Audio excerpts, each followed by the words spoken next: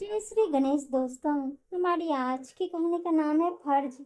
कहानी अच्छी लगे तो प्लीज चैनल को सब्सक्राइब कर लीजिएगा। अब शुरू करते हैं कहानी।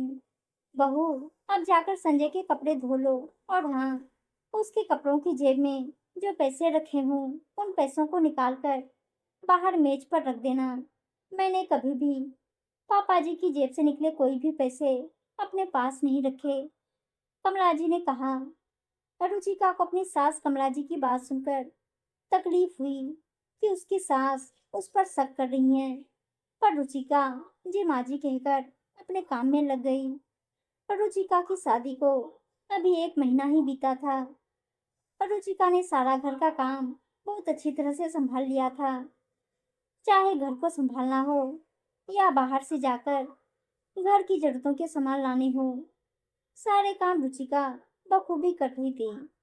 खाना बनाने में तो वह लाजवाब थी। जो भी उसके हाथ का बनाया खाना खाता था, बस उंगलियां चाटते रह जाता था।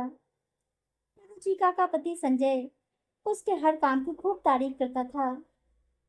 महीने की पहली तारीख थी।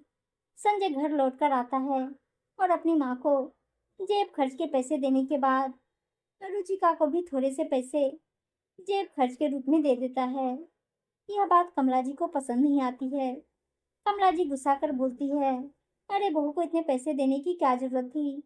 अभी तो उसके पास सारे सामान नए नए ही रखे हैं। अभी से फिजूल खर्ची की आदत ना डलवाओ।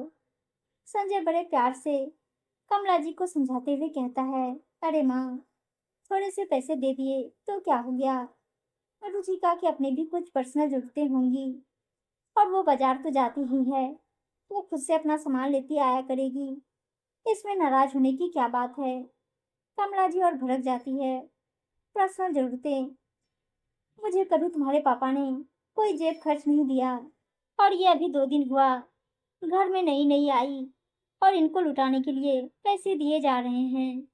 अभी आते ही सिर पर मत चढ़ाओ, नहीं तो नुकसान तुम्हारा ही होना है।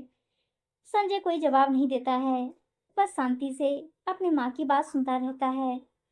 शाम की चाय पीते समय एक दिन कमला जी ने संजय के सामने रुचिका से बोला, मैं तो जब भी बाजार से सामान खरीदने जाती थी तो तुरंत आकर पैसे का हिसाब करके संजय के पापा को बचे हुए पैसे वापस कर देती थी।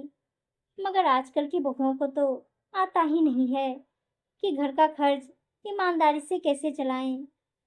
रुचिका इस बात पर अपनी सफाई देना चाहती है, किंतु संजय उसे इशारे से कुछ भी बोलने को मना कर देता है। एक दिन संजय ऑफिस से लौटकर आता है तो रुचिका को बुलाकर उसे नया हैंडबैग देते हुए कहता है, देखो, है ना बिल्कुल वैसा ही जैसा तुम्हें पसंद है। रुचिका बैग देखकर खुश हो जाती है। कमला जी इस पर नाराज हो जाती है और कहती है कि अभी शादी के बस 6 महीने बीते हैं और इनको आए दिन नया बैग भी चाहिए। शादी वाला बैग इतनी जल्दी पुराना लगने लगा। इस तरह चल चुकी तुम्हारी गृहस्थी। संजय उस समय तो शांत रहता है। फिर थोड़ी देर बाद खाना खाकर अपनी माँ कमला के कमरे में जाकर उन्हें प्यार से समझाता है, देखिए माँ, मुझे अपने ऑफिस की एक पार्टी में रुचिका के साथ जाना है और उसके हैंडबैग का हैंडल टूट गया था, इसलिए मैं नया ले आया। और वैसे भी रुचिका ने आज तक मुझसे कभी कुछ भी नहीं मांगा।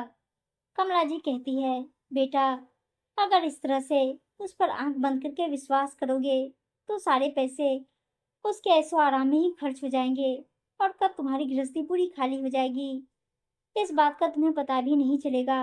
और वैसे भी अब तो तुमने उसे हर महीने पैसे लुटाने के लिए जेब खर्च भी देना शुरू कर दिया है। संजय कहता है, हाँ माँ, मैं रुचिका को जेब खर्च के लिए रुपये देता हूँ, क्योंकि मैंने देखा है कि आप अपनी छोटी छोटी जरूरतों के लिए पापा पर कैसे आश्रित थी। आपके पास पैसे न होने की वजह से कितनी ही बार सामान पसंद आने पर भी आप वो सामान नहीं ले पाती थी। अपनी इच्छाएं अपने मन में ही दबा लेती थी। माँ, मैं नहीं चाहता हूँ कि अब आप या रुचिका कोई भी ऐसा करे। इसीलिए मैं आप दोनों लोगों को जेब खर्च देता हूँ, जिससे बिना हिचकिचाहट आप लोग अपने पैसे अपने हिसाब से खर्च कर सकें। रुचिका मेरी अर्धांगिनी है। वो मेरी हर छोटी बड़ी खुशियों का ख्याल रखती है। मेरे बिना कहे मेरी हर बात समझ जाती है, तो क्या मेरा फर्ज नहीं बनता कि मैं भी उसकी ज़रूरतों को पूरा करूं? कमला जी कहती है, पर तुम खुद देखो संजय, तुम बाजार से सामान लाने के लिए कितने सारे रुपए उसे देते हो, पर उसने कभी भी तुम्हारे दिए हुए पैसों में से 2 रुपया भी बचाकर तुम्हारे हाथ में वापस रखा है।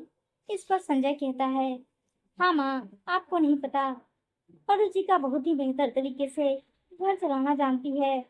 उसने तो अपनी डायरी बना रखी है, जिसमें उसने कब कितना खर्च किया है सब नोट कर लेती है, और इसी से कब कितना खर्च होगा इसका अंदाजा भी लगा लेती है। संजय लाकर वो डायरी कमला जी को दिखाता है।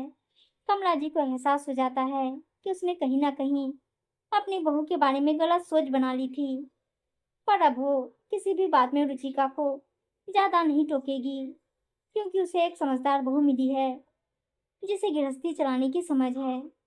उम्मीद है दोस्तों कहानी अच्छी लगी होगी, और अच्छी अच्छी कहानियां सुनने के लिए चैनल को सब्सक्राइब और वीडियो को लाइक शेयर जरूर कर दीजिएगा। धन्यवाद दोस्तों।